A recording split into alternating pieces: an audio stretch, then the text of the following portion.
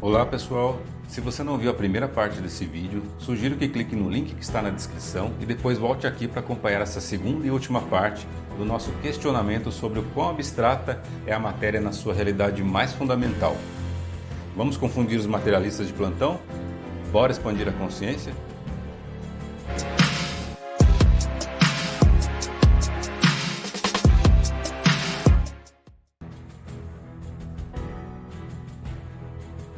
Como vimos no vídeo anterior, a matéria é feita de átomos, que são um grande espaço vazio com um núcleo minúsculo onde praticamente toda a massa está concentrada.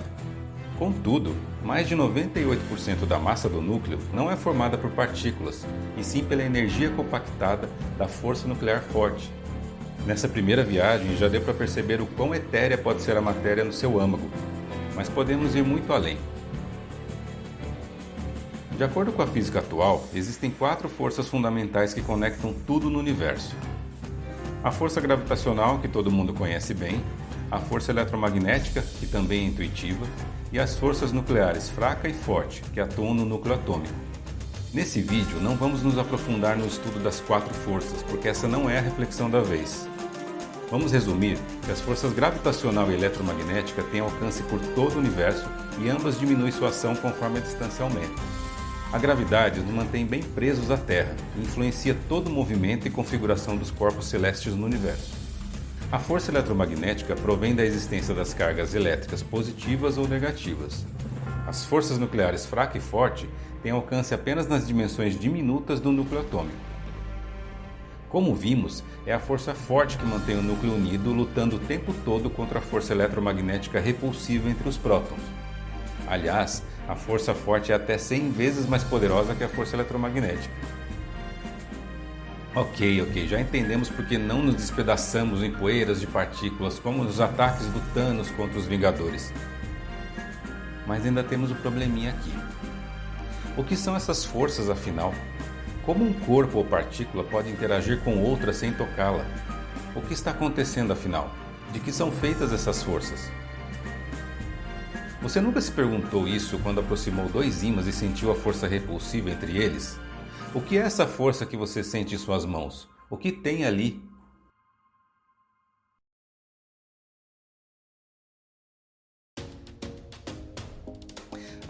Mas a física tem respostas para isso. De acordo com ela, existem partículas mensageiras fazendo esse papel. Por exemplo, na força de repulsão entre cargas elétricas iguais, as partículas de carga positiva trocam partículas mensageiras entre si. No caso dessa força, essas partículas são os fótons. Sim, isso mesmo, as partículas de luz. Uma partícula positiva, por exemplo, arremessa fótons contra outra partícula positiva, causando a repulsão. Você se lembra daqueles joguinhos de infância que você arremessa a bola numa outra pessoa e ela foge de você?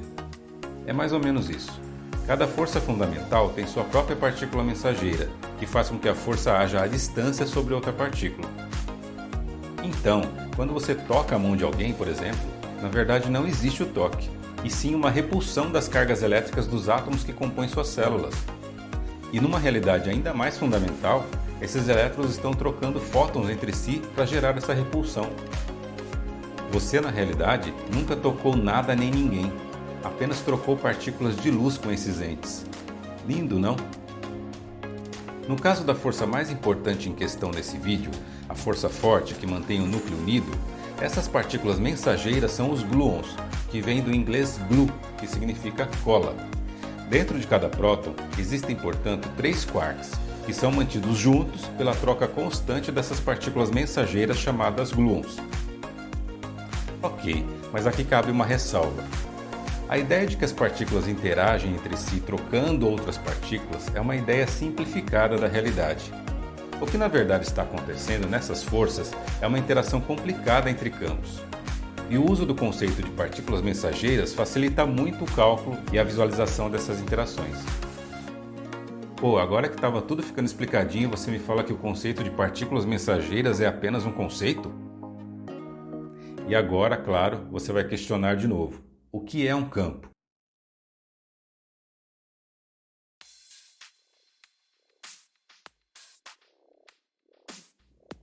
De acordo com a teoria quântica de campos, o campo é uma grandeza física associada ao espaço. Não se assustem. Espaço e campo são coisas diferentes. Os campos permeiam o universo inteiro e contêm informação de onde as partículas se encontram e quais são as propriedades delas. Seriam como teias presentes em todo o universo, onde em cada ponto do espaço podemos ter valores mensuráveis, sendo as partículas perturbações nessas teias.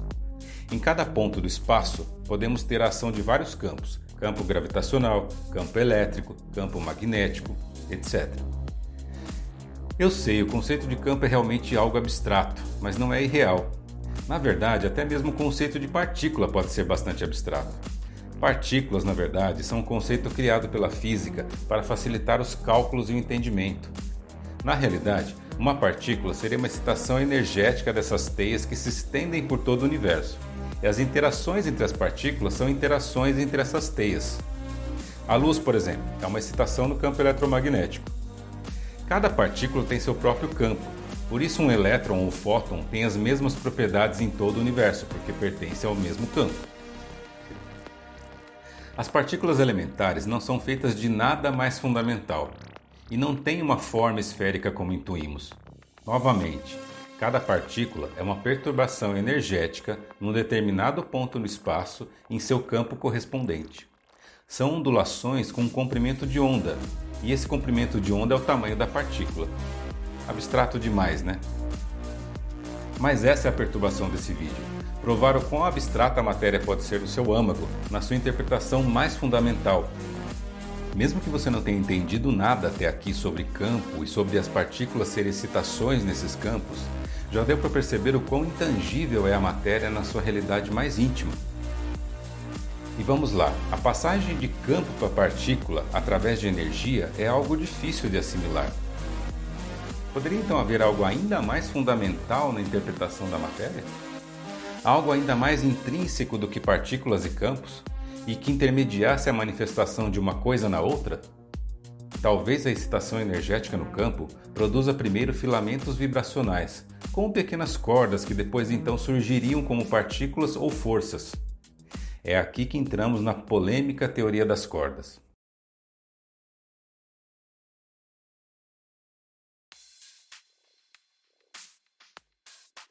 No final do século XIX, ainda nos tempos da física clássica de Newton, os maiores físicos da Europa se reuniram para fechar o grande livro da física, supondo que já tínhamos resolvido e quantificado tudo.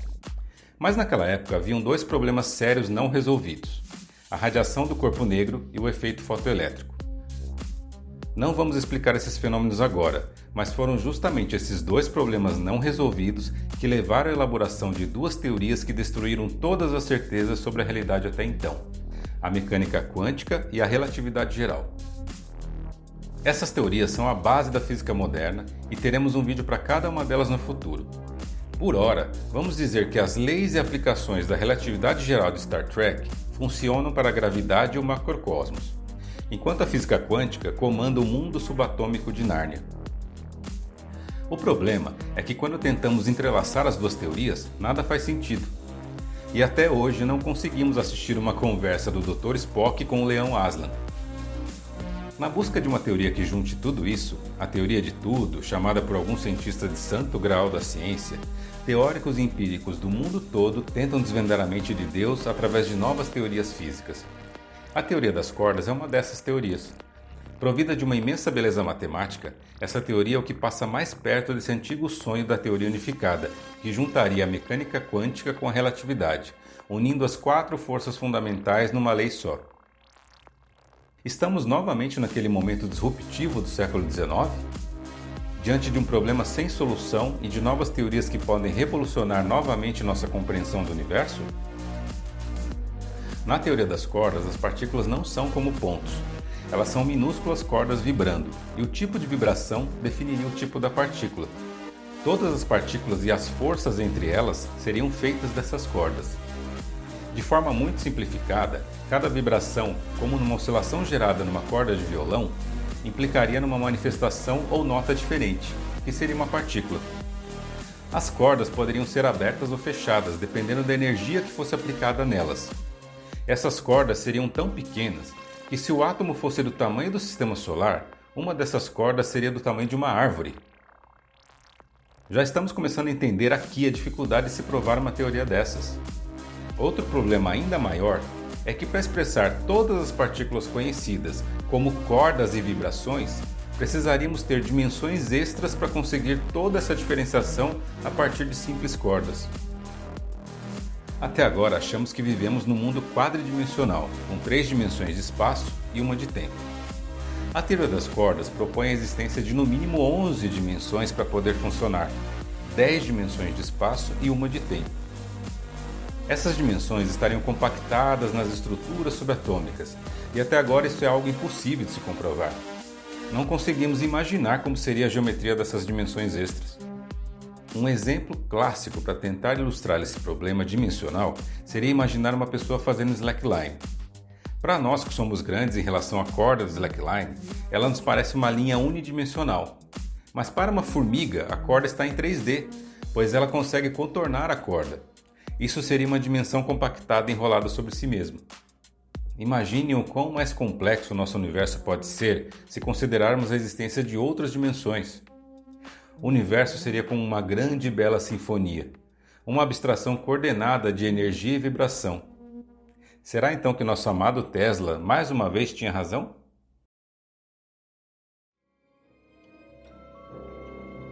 E aqui cabe um monte de reflexões que essa nova física poderia nos trazer. Por exemplo, as partículas da matéria escura, que compõem a maior parte da matéria do universo, é outro problema insolúvel até agora, assunto para outro vídeo. Essa matéria teria um arranjo vibracional, energético e dimensional tal que impossibilitaria a interação dessas partículas com a luz e a gravidade, e é por isso que não conseguimos detectá-la? A teoria das cordas conseguiria então prever a existência da matéria escura? A consciência seria algo escondido nessas outras dimensões? Outra observação pertinente. A necessidade de explicar as partículas existentes levantou a hipótese de 11 dimensões, certo? Fenômenos paranormais e espirituais, tão ignorados pela ciência, também não teriam seu entendimento escondido em dimensões extras? Abstrato e concreto se juntariam num universo de possibilidades onde tijolo, pensamento, espírito e consciência poderiam enfim conviver? E voltando lá no começo, a matéria é feita de átomos, os estádios vazios com uma ervilha no centro. A ervilha é feita de prótons e nêutrons, que são feitos de quarks. Os quarks do núcleo são unidos pela força forte, e a energia compactada dessa força compõe quase toda a massa da matéria conhecida. Tanto as forças quanto as partículas podem ser feitas de cordas minúsculas, vibrando conforme a energia disponível. O título provocativo desse vídeo, afirmando que você não existe, já não parece tão absurdo nesse universo teórico feito de vibrações e energia. E finalmente você perguntaria de novo: no fundo, de que são feitas essas cordas? E o que é energia? E eu responderia num grande clichê: não existe fundo.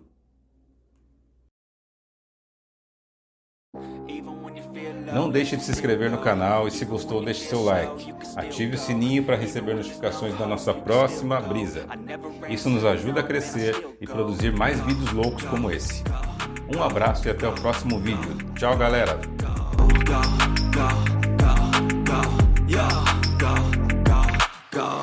Hustle hard, hustle every single day. I'll be making moves till I'm buried in my grave. To the system, I don't wanna be a slave. I've been doing shit my way, or the highway. And in the driveway is a nice range. Cause I grind through the climb, I invite pain. You'll never hear me, bitch, nah, I don't complain. Just gotta flip the switch and you can go and obtain anything you want, anything you need. Your mind's got the key ingredient, it's belief. They'll deceive with the negativity, but I just slide right by that energy. Even when you feel low, you can still go. Even when you feel slow, you can still go. Even when there's no hope, you can still go. I never answer to no, man, I still go. Go, go, go, go, go, go.